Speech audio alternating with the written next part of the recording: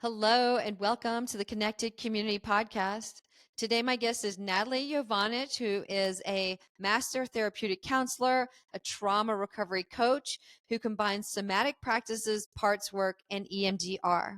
Today, we really break down EMDR. We touch on parts work and how EMDR is such an effective modality for people that have experienced PTSD and trauma. We break down the definition of trauma because the old modality was that it had to be physical abuse, sexual abuse, or severe emotional abuse. And that's not true. There's so many of us that are walking around with trauma these days. And it could be something like bullying or being left alone and having that sense of abandonment as a child. Anything that has this psychological impact that dysregulates our nervous system. And so we really break down this topic even further. I didn't know much about EMDR, and now I feel like I have a pretty good grasp of what to expect if I were to go to a session. And what I thought was most interesting was that the EMDR, the eye movement piece, is only done in 20-second segments. So there's 20 seconds, and then there's a period of talking or downregulating, and then we go back in and out of that eye movement piece. What I also found so important was that we need to learn how to be in touch with our body and the sensations and the feelings and how to regulate our nervous system before we go into that EMDR practice. So we really blast open this practice. Natalie has a podcast called Trauma Demystified and also a book exploring childhood sexual trauma and how they came out of and evolved out of that experience. I really hope that you'll enjoy today's podcast. Please, if you are, take a moment to give us a like, a share, and a subscribe. It really means so much to us and helps build momentum for the podcast. And I want to thank you so much for being here today. Enjoy.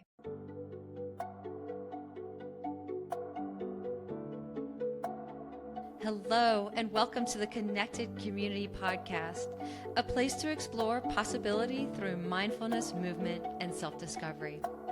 Our intention is to deliver insight and inspiration while fostering conversations that are genuine, unfiltered, and deeply human.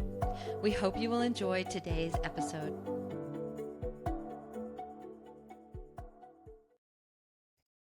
Hi, Natalie. Good morning, and welcome to the Connected Community Podcast. Thank you for having me, Nikki. I'm very happy to be here. I'm excited to talk to you. I have been curious about EMDR for quite a while, and that's one of your specialties. So you're a Master Therapeutic Counselor and trauma recovery coach. And it sounds like your specialty is working with parts work, somatic approaches, and EMDR. And you're an author and a podcast host. And so I'm so excited to uncover all of this today. So let's start just briefly about what is EMDR? What does it stand for? What is it? And why is that a great approach to work with? Okay, EMDR stands for Eye Movement Desensitization and Reprocessing. And it is an approach that supports people to integrate traumatic experiences. So it really allows us to work through the emotions, the body sensations, and also to work through the beliefs we may have taken on. So it's a great approach. And the approach needs to be integrated into a trauma-informed phase model for it to be effective. Is EMDR always paired with trauma therapy? I use it for trauma and loss. Like in the end, you can use it to integrate emotions. So if a loss or a death of a person is a painful memory, you can use it to integrate it. And sometimes loss has a trauma-like aspect. I use it for trauma and loss. Some people use it more also for anxiety, and like anxiety is often a symptom of trauma, so it can have different aspects, but it's mainly tested for trauma, PTSD. Yeah. And I kind of pair PTSD and EMDR together. I've always heard that it's like one of the most effective methods for treating PTSD. And I'm wondering, do you know how it was discovered to work in the first place? Dr. Francine Shapiro discovered it in the first place, and so she created working with it. I don't fully know the story how she discovered it, but like she was the first person who found out that it is effective. Yeah. And so let's talk a little bit about it, because it's taken me a long time to grasp actually, like, what is the therapist doing and what is the participant doing? So if I was coming to you for EMDR, and we'll talk a little bit about like who's appropriate and those kinds of things as we unravel this conversation. But if I'm coming to you for EMDR, what should I expect? What is happening and what are you doing and how am I receiving the process? Okay, so first of all, you shouldn't expect that we jump into the traumatic memories right away. This Yeah. is very unlikely. And so the first thing is that we do an assessment. So we do an assessment, what has happened to you, what were your most painful memories or experiences, and then we explore what is the state of your nervous system, what is your capacity to be in your window of tolerance. And we also assess, like, what is your current environment? What is the safety in your current environment? Like, if a person is currently in an abusive relationship, it's probably not useful to do EMDR trauma reprocessing in this context, because they first need to have a sense of safety and stabilization. Mm. So we may also work with containing traumatic experiencing, and really that you can put them away, because if we went through trauma, we usually have a part that goes to worst case scenarios. So we do the assessment and then we do a preparation phase so that you feel confident to manage your emotions. You feel confident to recognize what state is your nervous system in. And when you feel ready, we would really start to work with the traumatic experiences. And this depends on the context of the client. So for example, an individual has experienced an abusive workplace. So we would go to the workplace and I would ask the individual, so what is the first time when you knew something is off? And then they find out this moment. And then we would, and this is something we do in the preparation phase, we would connect the individual to the inner resources to increase the safety. So it can be visualizing a friend, visualizing a pet, visualizing a partner, like it really depends on the context. Mm-hmm. And then I would ask the individual, so what have you learned about yourself in this context? And they would bring up the negative belief, which could be I'm unworthy, or I'm not okay, or I can't trust myself. And then I would ask them, so what would you prefer to believe about yourself? And then some, like, I can trust myself, I'm okay as I am, whatever comes up. Mm-hmm. And then I would ask the individual, when they think about the positive belief and the memory, how true it feels for them. And this is usually, they come up with a number, whether it's completely false or completely true. And then I would ask them, and if you think about the memory and you use a negative belief, what emotion comes up? And then whatever comes up, if it's anger, if it's sadness, if it's despair, or if it's shame, like whatever comes up. And then I would ask them, can you scale it on a scale from 0 to 10, how intense it is? And then if they do this, I would also ask them, like, where do you notice the emotion in your body? And then we usually have a step where, like, because we do sets, so the client can stop a set. Like, usually I have the control because I do the movements. Mm-hmm. But like, if a client notices that they need a break before, we do an exercise that they can raise the hand to say stop. And then I would just say, okay, now concentrate on the memory, concentrate on what's showing up inside of you, and just allow whatever happens to happen, and follow my fingers with your eyes. Mm-hmm. And then just go through the process. So what I would do, I would move my fingers like that. Sometimes we use sound, and the client would focus on the memories and just allow whatever happens to happen. And so it can be emotions, it can be other memories, it can be beliefs, it can be body sensations. And so a set is usually about 20 to 30 seconds. And then I say, take a deep breath. And we take a deep breath together. And then I ask the client what came up for you. And they can share whatever they want to share. So what I like about EMDR, the person can choose, and they can also choose to not share anything. And so some Mm-hmm. people talk more, some people talk less. And then we go back and we continue with the eye movement. So okay, that's interesting. So the eye movement piece is only 20 seconds. And so you're taking them back into that traumatic memory for 20 seconds and then coming out and having a discussion about it. And then you might be going back in and out of it. Yes, so we go, like, it's always like 20 to 30 second set, and then take a deep breath, what came up, and they share whatever came up, and then they go back to where they have been, and we continue the set. And so we go down this channel until there is no emotional load. So until the emotional load is zero. And then we go back to the memory, and I ask them, like, if you now look at the memory, what's come up for you? And for some people, they stay at a 0. So we just do a safety clearing. And if Mm-hmm. they still have emotional load, we just start a new channel until it's 0. And so we go until the client looks at the memory and there's no emotional load. And then if that is the case, we would install the positive belief until it is completely true with them. And then the last step is a body scan to just release anything that might still be in the body. So how do you know if it's completely true for them? So they install the positive belief.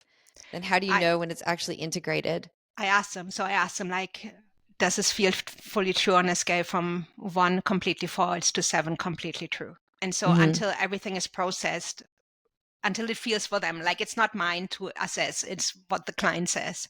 Yeah.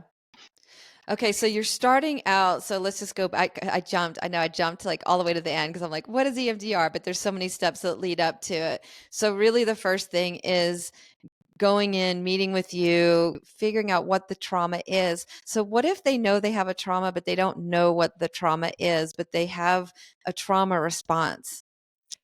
In this case, I would start with parts work and just work with the part that experienced a trauma. So be aware, trauma is an experience that overwhelms our capacity to cope with it. So it can be an event, it can be a serious event, or it can be enduring conditions, just like growing up in a dysfunctional family, being targeted by systemic violence. And if there are enduring conditions, it is more likely that we have implicit memories, which means we have emotions that just seem higher than the current moment Mm-hmm. contributes to it. And so in what you describe, it sounds like a case of implicit memories. And so we would work with the implicit memories as we work with explicit memories. So to integrate trauma, we don't need to have all the details. So we can also do EMDR on implicit memories. So it could be, would an example of that be every time I go over a bridge, I start to have a panic attack and my heart Yes. starts beating, but I don't know why. Yeah. So then that's the parts work. Would the parts work be my heart beating and we're in that feeling in my body, in that specific region in my body? Is that the parts work of it? That, like, so the part that has the panic would be seen as a part and not all of you. And so sometimes we can do parts work while the part is in your body. And it's really about how can you create a relationship with the part. So what happens, especially if you have experienced childhood trauma, that our parts tend to be more fragmented, like everyone has parts. Mm-hmm. So what often happens when childhood trauma happens is that some of the parts are exiled and they are hidden behind a wall. Mm-hmm. And so this step in this case would really, like, how can we create the adult self, like connect the adult self with the parts, connect the client to their adult self, and really integrate all of these parts. Because, for example, the part with the panic, it could be a part that is a protective part, just because panic is more like protection. So I would be curious over time whether we can find the part that the panic part wants to protect, and Okay. and work with the wounded part. Does this Okay. make sense what I'm saying? Yes. Okay. So starting that example again, because I just think it's an easy example to grab onto. So I'm having a, and this isn't me, so I'm kind of dreaming this up Mhm. here. So every time I'm going over a bridge, driving across a bridge, whatever, I feel this panic that comes up in my body. My heart starts pounding. Maybe I start sweating, and I don't have the origin of that. So the first thing you're saying is that we would create safety in my body so that my nervous system would be calm enough to even start doing EMDR. Is that right? Yes, yes. Okay. Like, yeah. The first of all, we would work with the symptoms of panic. Like, can we find tools that help you to navigate it? And then also we would work with the part that has the panic to understand it better and really Okay. explore what does it want to tell us. Like, it's a bit of conversation with a friend, and it's not in a simplified way. So one example would be maybe a memory of petting an animal or Hmm. something would create calmness in my body. And so would Hmm. we jump in and out of that experience of bringing that petting the animal in to calm my body? And then we would talk about the panic and then we would calm the body. Like, how does that process work? Okay, just how you describe it. So one way how we can work is like, so we don't know what happens, but if the part focuses on the panic, one way how we can retrain our brain is that we focus on a positive memory. So when petting an animal is a positive memory for you, it would really be like that you give your brain a break. So first of all, we would work that you can assess realistically, is the current situation a real danger for me? Or is it just really because a part is activated? Does this make sense? Yes, 100%. Yes, we So, need to yes. discern, because sometimes people have experienced abusive relationships in their childhood and now they are in an abusive relationship. So there is a truth in why the part is activated. Like with walking over a bridge, it's more like unlikely, but like it Right. was really like we need to learn to discern what is a real threat and what is maybe like an activated part. And sometimes it's both. Like, you know, you would feel like that in the present moment, but because it touches on past memory, you suddenly feel like that. Right. Okay. Right. And so the assessment is really like explore the situation, what is going on, what might have happened to you that produces the experience. And so we can also use techniques like allowing you to float back to when is the first time that you learned to feel this way. To feel what way? The panic on the bridge. Oh, when was the first time yes, that feeling appeared? Yes. And so this is a more imaginary process so that the person can float back in time when they learn to feel this way. And what if they don't remember? They just don't remember that they've always had that fear. But maybe it's something they learned in their mother's womb. Then we work with that. Like we can work with these body sensations or body memories that we may have taken on in our mother's wombs. And so then if I'm working with you and I've found a way to calm my nervous system, and maybe it's that memory of petting an animal that I love so much, and so I can be calm, then with your fingers moving from side to side and my eyes tracking your fingers for that 20 seconds, when I talk about walking across the bridge and feeling that feeling in my body and my heart beating. Okay, like just how you describe it, I would work with the part that feels the panic. So we would do EMDR on the part that feels the panic. So And the we, heart. yeah, like the part, like we would like, and this is a bit the preparation work that you can discern your adult self from the part. And so then we would ask the part, for example, how old is it? What has it learned about itself? And then we would do the eye movements while you concentrate on the part. Okay, I get it. Okay, because the panic attack and my heart beating is not fundamentally me. It's just a piece of me that's triggered and reacting. So we're not going to need to work with my whole body system. We're just going to work with that piece that Yes. is stuck. Yes, and I need you in dual awareness. So you need to be aware of the present and where you are at. And so if the panic part is a 10 in your body, you're probably not in dual awareness. So if the panic throws you completely out of your out of your window of tolerance, we cannot work with it. So the first thing is, how can we separate you from the part that feels the panic so that you can be in your adult self while you work with the part? And how do you do that? Just creating awareness around that specific part? This is different ways. So we can put the part somewhere in the room and look at it. We can do a visualization, or the person can feel the part in the body and then connect with their adult self. And just like I usually ask, like, how do you feel towards the part? And so if there's still anger, there's probably another part. But like if they feel calm and curious, then they are more connected to their adult self. So we can start to have a conversation with the part. So I can see that this could be a process of unraveling layers and layers and layers. Yes. Yes.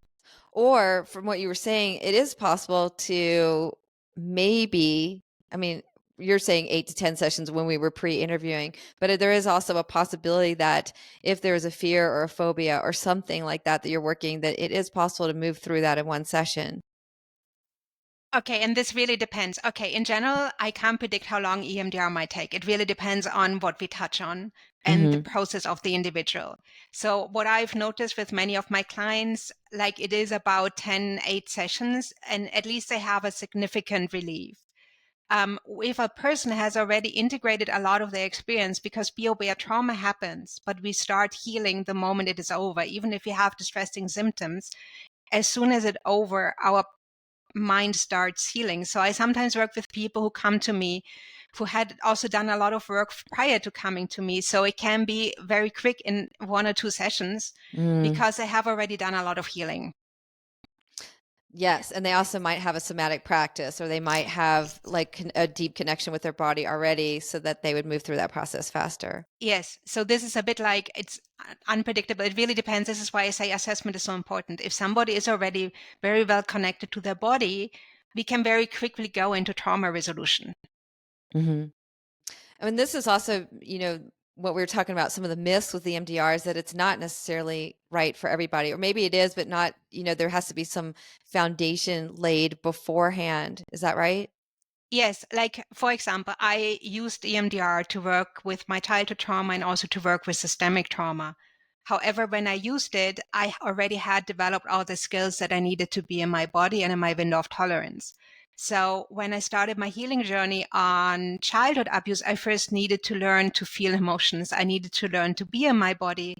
I needed to learn the boundaries of my body, and also like the kind, how can I create a sense of inner safety? And so these were all steps that I took before I went into trauma resolution. So I also did trauma resolution not only with EMDR, but other modalities. But in the end, there was a preparation process. And also, like in my experience, I can speak to childhood trauma, but I was never allowed to have boundaries. So I needed to learn it. And so boundaries are really important to create a sense of inner safety. So depending on what has happened to the individual, the preparation phase has different length. Right. And if you are in an abusive relationship and you're coming to somebody for EMDR, that might not be effective because you don't have a space of safety to go back to. Yes, and so and this is really assessing what is possible, what can we work with. So if somebody's in an abusive relationship, the first step might really be doing parts work, doing boundary work, and allowing them to assess the situation and make a decision on what they want to do with it. But I also say to people, like, just based on the context you're in right now, I don't think it is healthy to do trauma resolution because you may be more vulnerable and it may not be useful in your relationship. Yeah. So from what I'm hearing from you, it sounds like to be successful, you really need to have like a deep connection with your body, to have this sense of safety and security, or to be able to find that sense of safety and security in your body in order to even really begin the process. Yes, I would say good enough. It doesn't need to be deep, but like it needs to be good enough. And you need to have an awareness when your nervous system dysregulates. Like, yes, you can do EMDR, but like we just take, like if the nervous system dysregulates, we take a break and ground the person before going back. So Yeah. sometimes it's really the dance between stabilization and doing EMDR. Yeah. Would you be willing to share your journey of how this process, how you found it, and how this process unfolded for you and your work? With EMDR, Yeah, just your story and like how, your background and how you healed yourself. okay, like my story is kind of complex over the years. Yes, I grew up with all forms of childhood abuse. So I started my healing journey in my early 30s, where I really did to traditional therapy, which didn't work very well because the therapist was quite pathologizing. So I had the symptoms of trauma like self-injury, poor boundaries, Mm. dissociation. And so my first therapist, it was a not healthy dynamic. And I then moved to Spain and I did a lot of my healing in Spain with systemic constellation work and also with systemic coaching, which is a lot connected to parts work. And so I did a lot of inner child healing, learning assertiveness, learning healthy boundaries, reconnecting with my body. Like systemic work is very much integration of body mind. So it really helped me to learn how to be in my body. I also did a lot of yoga and I started meditation. And so I did a training to work with systemic constellation and systemic coaching. I did storytelling for healing trauma. So I did the more, I would say, alternative route and not the therapy route, because honestly, I was very skeptical about traditional therapy. So then I moved to Canada and I decided to do counseling, even though, because I thought I'm skeptical about it, but I want to know what it is. So I did the counseling education And I also noticed in there the difference between being trauma-informed and not being trauma-informed. So not every counselor is trauma-informed and not every counselor works with trauma. Personally, I don't understand it, but like the old models have been created in a time where we didn't even know that trauma existed. So be aware, we sometimes work on very not aligned healing models. So after I did my professional training to be a counselor, I noticed I missed something which I knew was really helpful for my healing and also which the other trainings offered me. So I started to look for all these counseling modalities that are trauma focused. So in the end, I found out where I as a counselor can live is in trauma focused counseling. The regular way of counseling, yes, it is existent. Yes, it has a place, but since many people have experienced trauma, in my lived experience, I can't connect with it that well. Yeah. So this is why I noticed my place is trauma-focused counseling. And then I heard when I came here, everyone was saying how great EMDR is and you need to do EMDR. And I have this skeptical part of me. So I said, okay, I challenged me. I give it a try. And I found out that EMDR and the training for EMDR, like it goes beyond just the eye movement. So there's a lot around preparation phase, safe spaces, creating inner connection. So I saw that all what they taught was in the end what I've been taught in my other trainings that weren't counseling related but that helped me heal trauma. So this is how I noticed, oh yes, it makes sense to me. And then I used EMDR, like my father, like I cut ties with him when I was 28, like my mother died when I was 19. So, but my father used to stalk me. So my first step was using EMDR to resolve these elements when he stalked me, like he stalked me from 28 until I moved to Canada. So I used it to resolve this. And I also, when I came here, I had a lot of experience of systemic trauma. I used EMDR to work with that and really come back into my body. And yeah, this is helpful. Yeah. And so how did it help you the most though? How did EMDR shift your perspective the most? I think it really helped me with the systemic trauma because at this stage, I honestly, rationally, I didn't think that I could become the person I am now again, because it has had so much impact on me that I felt really disconnected from the world and from myself. And honestly, I didn't do a lot of sessions. Like I did 5 sessions and suddenly I was back into my old self. And it also helped me release beliefs that I held on to that were positive but not helpful. So I found the beliefs that were really empowering for me. What were some of the beliefs that you let go of? Okay, like I'm non-binary. So for me, one of the things is the oppression I'm targeted by. So one of the beliefs I had was like the belief that I said, why I do the EMDR, I'm equal. And honestly, I noticed in the process that this was the most useless belief I could have, and it produced more pain than anything else. So I changed the beliefs to I can sustain myself. And suddenly there was a lot of freedom. And so, okay, I love this. And so, how did that process, like, how did you do that EMDR through 5 sessions? What was your focus? So, like, you would say, I'm equal, and then you would have a body reaction. And then, so it didn't feel like No, it it fit. did. It did not, yes, it didn't feel like it fit. Okay, it was a process. So this was one moment of the process. So we started off.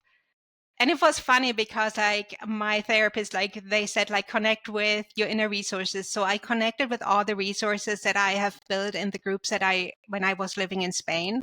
And so I just visualized them and I immediately noticed a shift in my body. And then I focused on the first time when I noticed something is off. And then I just went through the complete, like it was a period of 5 years. And I went through this period and just visualized it like a movie. And I just allowed everything that happened to happen. And at one stage, there was this kind of like, and yes, like the positive belief that I wanted to install was I'm equal. But at one stage, there was just this inner awareness that this isn't possible and it's useless. And it was the letting go was like a bit of grieving, but also the freedom to finding the one that was far more helpful. And so when you're going through that 5-year period and kind of flashing through all these different ideas, was that part of the EMDR where the therapist's fingers are moving from side to side and you're following and are you talking during that part, or are you just flashing back to all of these memories? I went through the memories and then we did a break and I shared whatever I wanted to share. Honestly, for me, a lot of processing is body sensations. Mm-hmm. So I may just have shared, like, I felt a lot of tenseness in my chest, or what I share. Like, I sometimes shared the memory that came up to me. But like, there was not a lot of sharing. So in the end, I just, like, she did the movements. And as I said, like, after 30 seconds, I took a breath and then I debriefed and then I went back and I continued and then I went back and I continued. And so are the breaks, so the 20 seconds and then there's a break to debrief. Is that to bring your nervous system back into equilibrium, or what's the purpose of going in and out? And or maybe why don't you stay longer? Why don't you do it for a minute? Like, for me personally, I don't like, I can do it for longer, but I think it is useful to give the nervous system a break and to reconnect with yourself in the moment. It's useful to check in with the clients, because I think for me in EMDR, the relationship with the client matters, because the client needs to trust me enough to go through the process. Mm-hmm. So I think there is a relational aspect which is useful to connecting. Honestly, I don't fully know why the sets are as they are, but I find it useful because otherwise it can be very overwhelming. Yeah. Yeah. It's interesting because I feel like this process could be really useful for different types of people. So maybe somebody isn't very expressive, that this would work because just with the body awareness, or maybe they're expressive but they don't have the body awareness. And it almost sounds like, because you're not having to share, that's not a requirement to express your feelings, so I think it's interesting that it could work for a lot of different people and Yeah. work a completely different way. Yes, and like, I also see it a bit around the power dynamics. Like, if I force somebody to share something, I don't give them back their power. So trauma Mm, usually is that we lose power. And so I like that the client can choose what they want to share. Like, especially when it comes to family dynamics, maybe some people don't want to share everything that happened in their family. So they can work with that, but they can just choose to share what they want to share. And I find mhm. that very respectful for the client. Yeah. And so I'm guessing that would be, there's a lot of shame, that the shame would be a big emotion that you would work with as well Yeah. too. And so is it going back, thinking about that, feeling that, and then coming out, maybe talking about it, processing it, getting to a space of safety, and you just go float in and out, float in and out, float in and out until you start floating in and that sense of safety stays with you? Yes, like, it depends. Like, honestly, this is very individually different. Like, for some people, if they notice they get a bit overwhelmed, even during the movements, they really connect with their safety resource and they just notice that there is a shift.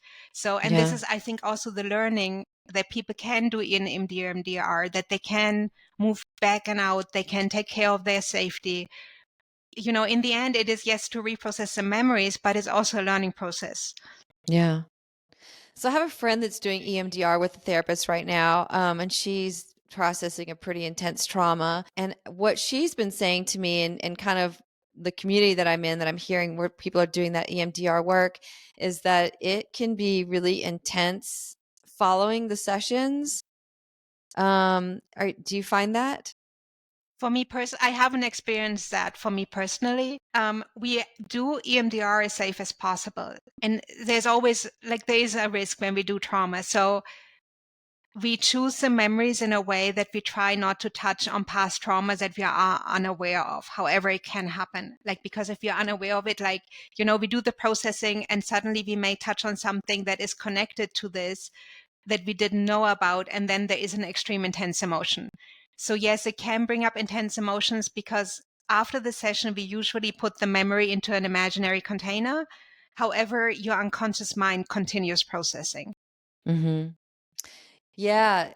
And so another thing that she was saying too is that she really can only do it once a week. And the one time she did it twice a week, it just threw her, like emotionally threw her the rest of the week. Is that typical?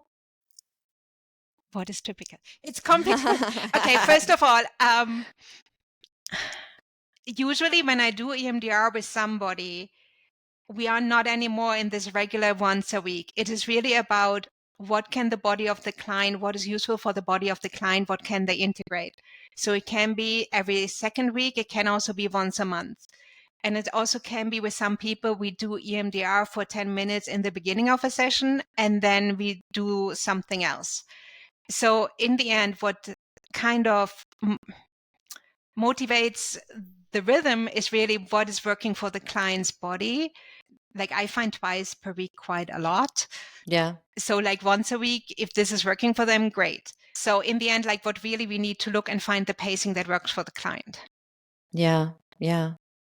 And let's talk a little bit about what trauma is, because I think that in the old paradigm, when people think about trauma, they think of physical abuse, sexual abuse, verbal abuse, things like that. But I think trauma can be so much more vast. And I think some kid getting bullied on the playground could be a trauma that Yeah. stays with them forever, or some teacher telling a kid that they're stupid can be a trauma that stays with them forever. And it doesn't necessarily have to look like what we think with the old paradigm. And I think you said in the beginning, it's something that dysregulates your nervous system. Can you just talk a little bit more about what is trauma? Okay, so trauma is an experience that overwhelms our capacity to emotionally, mentally, and physiologically integrate it. Mm-hmm. So, and be aware that this really is an individual experience. So, two people can go through the same experience, and for one, it may be traumatic, and for the other one, it doesn't. Just because we are all different, we are all structured in a different way. And so, the old paradigm around sexual abuse, physical abuse, was really a very limiting one. And it like an experience that from the outside wasn't big can be traumatic for somebody. So just imagine, like, sometimes when we are young, our parents leave us alone for a really good reason for one moment, but in this moment the child experiences a complete disconnect from their parents and they think they might die because their parents have left the room. So this can be traumatic for the child, but from the outside world it isn't seen at all. Yeah. And so this is a bit like where we need to be mindful that most people have experienced some degree of trauma. And yes, bullying can be traumatic because bullying is usually not only one event, but it's enduring conditions. And so you are an environment that is threatening to you. So it is either an experience that overwhelms our capacity to integrate it, or it can be a threat that is objective or subject to our lives or the lives of other Mm-hmm. people that we love. So Yeah. sometimes even like things like witnessing death of other people can be very traumatic. And even if they are not in our environment, but it can be traumatic for communities. Yeah. And Yeah. so there is just so many layers to it that we need to be mindful that it's really the individual experience, and we need to really look at ourselves and what we experience in our body to sort out what could be trauma and what could be not. To some degree, the line between trauma and being painful is maybe also like a little bit shady line, because if we are young, we don't even know what trauma is. So we don't even fully understand what overwhelms our capacity to cope with it. So when Yeah. we are older, and if it's an event, it's maybe more clear. But especially like in our younger years, it is really hard to discern. Like I did a lot of healing without even being aware that what happened to me was trauma. Mm-hmm. Yeah. Which I think everybody does walk around with trauma. I think everyone has some sort of trauma, which brings me to the idea of if somebody's going to a therapist, they've probably experienced the trauma. And so why aren't all therapists trauma informed? And what makes a therapist a trauma informed therapist? Okay, but it's two different things. Trauma informed is different than trauma focused. Like trauma informed is that you integrate the principles of trauma informed practice, which shies away from pathologizing people for their symptoms. Like in the past, the perspective was more like, what's wrong with you? And I think we still have it in society. If somebody experienced symptoms of trauma, like for example, self-injury is a common symptom of trauma, but we Mm-hmm. look at them, there's something completely wrong with you instead of exploring what has happened to you. Right. And so trauma-informed practice can be any type of counselor can be trauma-informed. It doesn't mean that they are trauma-focused and work with trauma resolution. So there is a bit of already this, but not all counselors are, for example, trauma-informed. Like trauma-informed is a lot around that the person provides transparency, choice, client empowerment. So if I work with my clients, I don't tell them what to do, just I give them choices. Do you want to do this or do you want to do that? Like, what do you prefer? Because this is more empowering than just being told what to do generally doesn't work. And so being trauma informed is for me a lot around how do I navigate my power as a counselor? And I need to say my own healing journey has taught me a lot around power and how can I try to navigate it in a healthier way. And so trauma informed, I would hope at one day every counselor is trauma informed, whether they work with anxiety, depression, relationships, whatever. Like, trauma focus goes a step beyond that. We really work with integrating the traumatic experience. So working with it specifically, like working specifically with trauma to integrate it. Yes. Like for example, if somebody experiences a loss, they may not even be aware whether was traumatic. And this is a bit like trauma-informed practice would help them understand it and navigate this. And I think for me, the boundary is very not clear. I know that there is a difference, but like in my lived experience, I don't understand the difference because I have experienced trauma.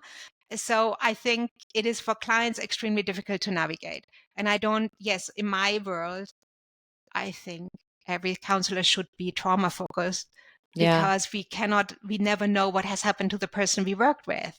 And 100%, yeah. And I need to be aware of the nervous system, and it's useful to provide psychoeducation around the nervous system so that an individual understands, when do I have a trauma response? When am I dysregulated? I think this is really helpful skills every individual should have. Yeah. And I want to go back to that little piece that you said about power. I think that's really interesting, super fascinating, because I think a lot of times people come to a therapist and they want the therapist to give them the wisdom and all the answers. And that is a little bit of taking their power away, where if they can come up with their own resolution and their own ideas, that can be really empowering. So I love that perspective. And I think also, I imagine sometimes you run into people getting frustrated because they want you to give the answer and they're paying you and they're like, give me the answer. And you're putting that onus back on them. And so that's an interesting thing to navigate. It's also sometimes a bit the line.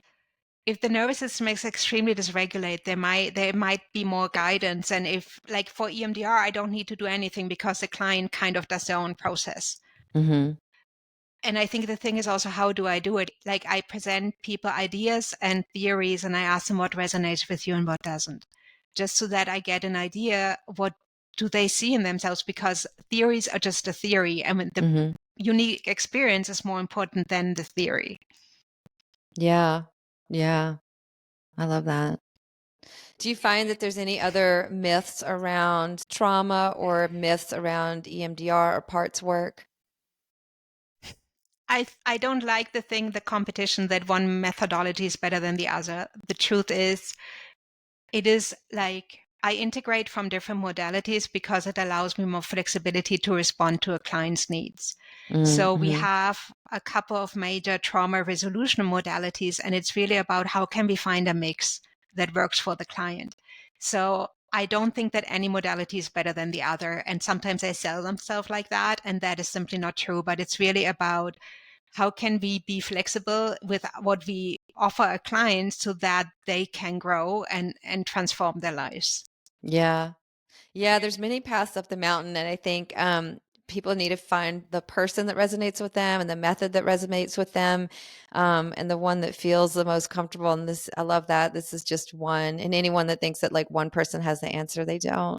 No, we don't. Unfortunately, we don't. It's not that Yeah, easy. I wish it was. Yeah, and I would love for you to share a little bit about your book and about your podcast as well. Okay, so my book is my healing journey from childhood abuse and childhood trauma. So I share a bit what happened in my childhood, and then I share the journey, how I healed sexual abuse, and also the journey, how I did parts work and reconnected with my parts. It ends when I left Spain, I think. And so it is a story because I believe in the healing power of story, because for me, when I read people who had a similar story than I had, it really motivated to do my own healing. So I would hope that it gives people hope and inspires them to do their own healing. And I also wanted to stand up against stigma, because the more I healed, the more I noticed, oh yes, I can heal sexual abuse. However, I will always have the stigma from society. And even with my family, I will always have the stigma from society. And there was a certain degree of frustration when I had done so much healing and I noticed I can't escape that. And I really needed to find a way, how can I find it in an empowered way? So this is my book. My podcast is a bit the continuation, where I try to combine my professional knowledge, my knowledge around trauma, my lived experience, to give people a more realistic view on trauma and also help them on their own journey of recovery. So it's a combination of sharing theories, sharing tools, sharing different stories from people so that they have an idea that healing is possible and how it might look like. Like also things like, how do you find a mental health professional that is appropriate for your healing journey? What questions do you need to ask them? Because I still believe we as mental health professionals also need to do our own healing to provide best quality of service to our Yes, clients. 100%. Yes. Yeah. And I'll drop this all in the show notes, but how might people reach you, or what other services do you offer? Well, they can look at my website. Like I offer trauma counseling for loss and grief, and I also offer trauma recovery coaching. And I have 2 programs. And like trauma recovery coaching is especially for people who have experienced childhood abuse. And so I decided to take the different goals for trauma healing and break them down in shorter programs. So one is about creating healthy boundaries, and the other one is more about emotional regulation, because I think it's sometimes easy said, but it's often, when we touch on past trauma, not that easily implemented. So these are the things I offer. Yeah.